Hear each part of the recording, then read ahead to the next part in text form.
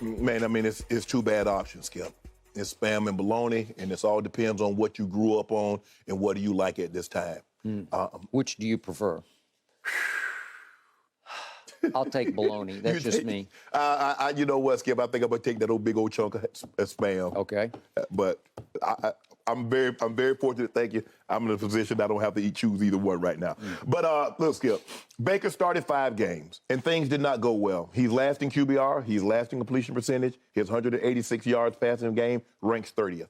Sam Darnold has not played a regular season game since the last week 18, and they got the doors blown off him against Tampa. As a matter of fact, Tampa won 41-17. That was the last game of the regular season. And so, I mean, it's all things being equal, they really want PJ. Because you and I both know had PJ Walker been healthy, PJ Walker would be in there. Baker started, Skip, you keep telling, Baker started, 8 games in 4 seasons against Cleveland. He went 3-5 in those starts, 13 against touchdowns. Baltimore? Baltimore. Yeah. I keep saying Cleveland. Baltimore. 3-5 in those 8 starts, 13 touchdowns, 9 picks. Ain't nothing to write home about. You talk about those 2 games. Yeah, he had 2 games. I mean, one game, he just lit him up on that Sunday. Jarvis went wild. Chubb ran wild. Baker had a hot hand. But he hasn't had the greatest days against the Baltimore Ravens. And I don't expect them to have one of the greatest days against the Baltimore Ravens this game. But, Skip, I don't understand. But your theory about, well, if he plays X amount of, that pick is going to go from a 5th to a 4th, that's not going to be the case. I just think they don't really have a choice in the matter. I don't think they like either option, but one of the guys have to play. But I don't think Baker finished the season. I don't think Baker's the starting quarterback the rest of the season. Okay. I am still shocked by this because I didn't know PJ was hurt because I never saw him get hurt. Yeah. I don't know where that came from, and it makes me slightly suspicious. But undercutting my suspicion is the fact that if Baker plays this game, he's going to go over, 70% of the snaps, and all of a sudden they're 5 that Cleveland is going to go to a 4. Can be a pretty big deal. It's but Skip, I mean, but here's the thing, though. I don't mind that. I guess they're looking at like, well, hey, I mean, what is their record? 3-5, 4-5? Tampa sitting at 5-5? Well, hell, we got a chance to win. Who says we can't win a division? Carolina's 3-7. Oh, 3-7. Okay, but they've won 3 games. Right, so they did beat the Buccaneers. Right, okay. We got that in our back pocket. Yep. Maybe if we can steal. Well, they beat New Orleans, too. So if we can steal one of those, Skip, and we should have had 2 wins against Atlanta. Had we not did something boneheaded, we'd have 2 wins and be smack dab in the middle of it. Okay. So here's my theory on this. I believe somebody upstairs in analytics, the dreaded analytics department, said, hey, Coach Wilkes, did you notice what Baker Mayfield did in Cleveland against Baltimore? Because I get you 3-5, but if you look at what Baker did, if you look at the numbers he put up consistently against Baltimore, the best team in that division, the best defense in that division consistently through the years that he was in Cleveland. I'm looking at Baker's top 5 yardage games, passing yardage games in his career. And the first one was 397. It was at Houston, so throw that one out. But the next 4 in a row, 2, 3, 4, and 5 on his list are all against Baltimore. And they are these. This is a loss at Baltimore, 26-24. He threw for 376. Pretty good. Then another loss, this one 47-42 at home, but it was still a high-scoring game. Is that the one where Lamar came back to save the day? Yep. Out of the restroom or wherever he came from? I don't know where he came from.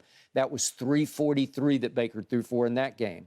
And then number 4 on the list is a 12-9 win at home, but he threw for 342. And then the game that you bring up is probably Baker's best game of his career, is at Baltimore in 2019. He threw for 342. So those are 4 games of 376, 343, 342, 342, where somebody upstairs is saying, wait a second, these are pretty good here. Maybe he's just got a thing with Baltimore that he is comfortable playing against that defense. Well, maybe now, Skip, because what we've seen is that since they traded Christian McCaffrey, they've run the ball with Deontay Foreman and Chuba Hubbard. Very well. I think they're averaging over the last 4, 176. Right. So they say, you know what? Maybe. So here we go with this same new theory of the new, the new diet is you just got to run it more than you throw. So we don't need Baker. Maybe we don't need Baker to throw for 342, 376. No. If we can run the ball like we've run the ball the last 2 to 3 weeks with Foreman and Hubbard, Now we just need somebody to manage the game, not put the ball in harm's way. Maybe Baker is best suited for that situation. But the question is, they fall behind. And that's the thing what you got to do with a team that wants to run the football, Skip. You got to put them in a situation that, like, ain't enough time. We got to throw the ball. And so can Lamar Jackson and that offense put pressure on Baker to keep up with him? Okay. They are 12.5-point underdogs. Goodness gracious. I'm looking at the new power rankings this week. They're somewhere, they're 30 or 31st out of the 32 teams. So nobody has any respect for them, and the odds makers have even less respect. 12.5-point dogs. They do know this is the NFL, Skip. This ain't college football. Okay, They be giving up these. We just saw that last night, right? Okay, so I do think it's shrewd to let Baker take a shot in this game. What shot do I give him? Virtually no shot. But his defense, their defense, has been pretty good all year. Yeah. It's got some pieces because we know the Rams badly wanted Brian Burns because he's a stud. And I think they offered, F them picks, right? Yeah. Like 2 first-rounders. Right. That's what we read, right? Okay, so you can do that and you can run the ball. And if you can make a couple of big throws, you would have a chance to hang in this game. Maybe because Baltimore, because it's the NFL and they don't take you quite seriously enough. Right. Okay, now, being completely objective about Baker Mayfield, this is what I don't love about Baker. If we could see what happened at the end of the last game when he was headbutting helmeted offensive lineman with a cap on. I don't know what this was. This was him saying, look at me, because he knew he was going to be on camera. I'm going to headbutt these guys with my cap on. Not that he risked any concussion or anything, because the cap's going to absorb some of the blow, give him some cushion. But it's just Baker being Baker. He's gone over the edge into celebrity. And then last night, I see another new Heisman House Nissan commercial. And guess who the star is? It's Baker. I don't know if you saw it. You don't have to. Okay, I think it was in Monday Night Football, unless I was watching a basketball game. But Baker is standing upstairs in his room talking on the phone. And the bulldog is behind him. Is the dog is in the house? It's the elephant. It's the elephant. The Alabama elephant. Yeah, right. The he elephant said there's an elephant in the room, literally. Right. And he says, could you please come home? Because this is, he's acting like he's getting creeped out by the elephant in the room. Right. Okay, the point is, we got all these and you made the point, all these distant Heisman winners are all You out of remember sight. all of them. You covered a lot of them. Because like Bo Jackson is a big deal to me to this day, because he was such a great two-way player. This generation don't know how great Bo was. Okay. Bo knows. Remember all that? Yeah. Okay. But okay, so we got all those kinds. We do have a Devontae who's... Devontae and Derrick Henry's in a few of those. Yeah, and Kyler. Kyler, okay. But every one of them, Baker's still the it kid. He comes out as the star. And at least we don't have to deal with the progressive ads anymore because he's out of sight, out of mind, out of Cleveland. Right. But I don't love that because he still hasn't done nearly enough to live up to being the star. He's a bigger celebrity than he is a quarterback. Right. And that's dangerous to me. And I still hark back to what I thought set the wrong tone for the whole year. Just when I thought he was minding his P's and Q's and saying and doing all the right things, he comes out with a T-shirt line ahead of the first game against his ex-team, Cleveland, at Carolina, saying, off the leash, a shot at Kevin Stefanski like I'm off his leash. Right. Now. Well, we don't need that. And what are you going to make, a few bucks off of some lousy T-shirts, right? Well, why would you need to do that? It's just Baker being Baker. So I don't love his... He just keeps painting the target on his back a little bigger, And as I recall, the last time we talked about new Super Bowl picks, I think you picked the Ravens to win it all, right? Yep. Okay, so now he's getting thrown into the fire against Shannon Sharpe's, by the way, an ex-Raven, his Super Bowl team at Baltimore. It's not a pretty sight, like this isn't where you need to re-enter for this team, right? They'll be ready. The Ravens are coming off a bye week too, because they played the Saints Monday. Yeah, they're gonna be ready. Well, hard to have them ready.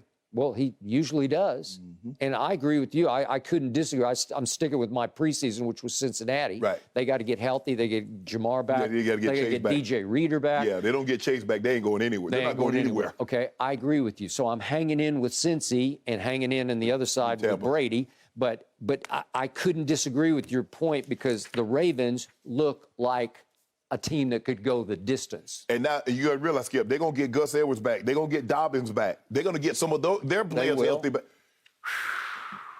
and listen, Lamar is playing for a contract, and he is playing playing his tail off, Skip. He's playing his tail off. You want to talk about a baller? Yeah, man. He's doing it.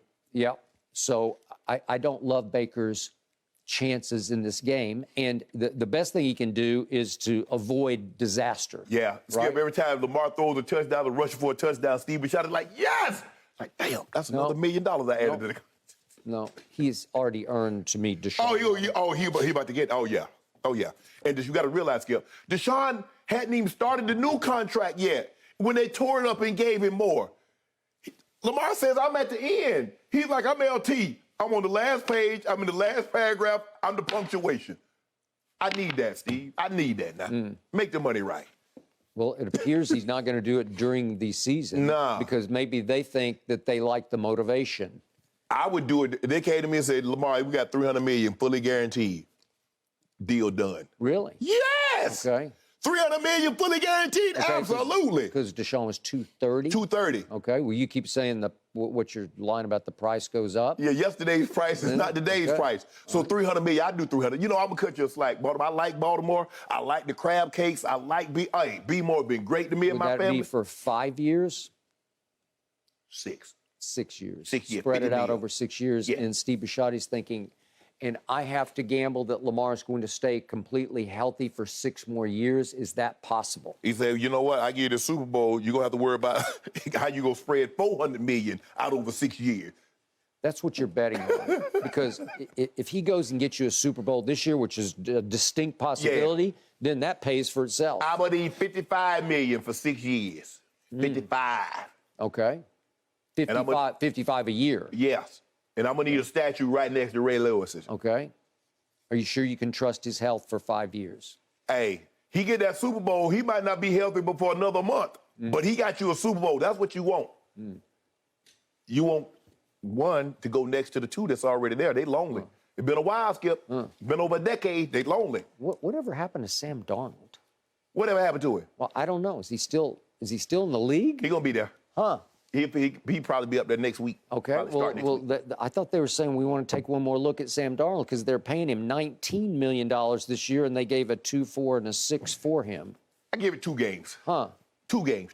He'll be in there. Huh. You think so? Yeah, because I think P.J. Walker's out at least, 3 to 4 weeks? Well, I don't know. I didn't even know he was. I didn't know he was hurt. I have no idea. I didn't know he was hurt either. It is a clown show. No, It's a clown show. So who they put in the quarterback? No. They're putting in the guy who could be their savior. That's who they're putting Don't do that, Skip. You know good well that man can't save nothing.